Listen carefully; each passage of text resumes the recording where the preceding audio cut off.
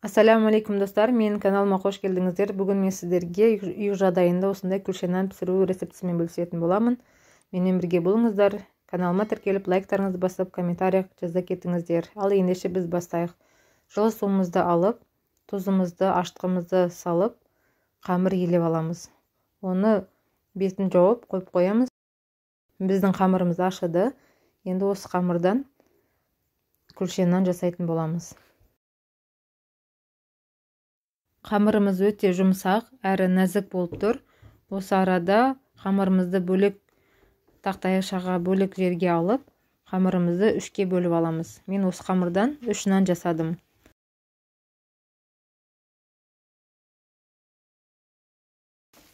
Үш зуалаға бөлдім.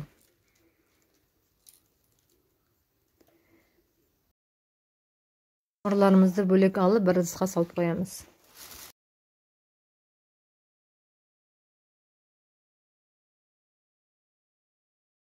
Жаңағы зуалап қойған қамырларымызды нан пішімінде сетіп, осылай қолымызбен жайып шығамыз. Мінекей достар, ортасын тереңірек басыңыздар. Осылай әр зуаланы осылай нан пішімінде сетіп жайып шықтым. Мінекей біздің нандарымыз дайын.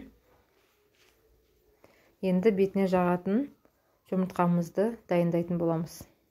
Осылай дайындап алдық. Енді ортасы қатты ісініп кетпес үшін шанышқының көмегімен осылай ортасын тесіп аламыз. Енді келесі бетін аударып, жұмыртқаның ағын жағып шығамыз. Отымызды жағып, қазанның қақпағын кішкене қыздырып аламыз.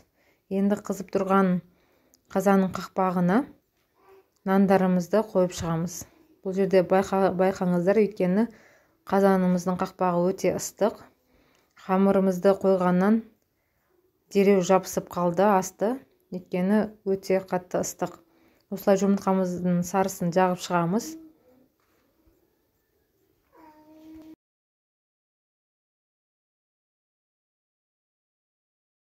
Арада қазанымызды отқа қойып, қызған қазанның үстіне осылай түбіне тұз сеуіп шығамыз. Қызып тұрған қазанымызға осылай қақпақты бетіне жауып, нанымызды осылай пісіріп аламыз. Мінекей достар, біздің нанымыз пісті. Енді базардан сатып алмай, үйде пісірсеңіздер болады. Өте жұмсақ болып пісті.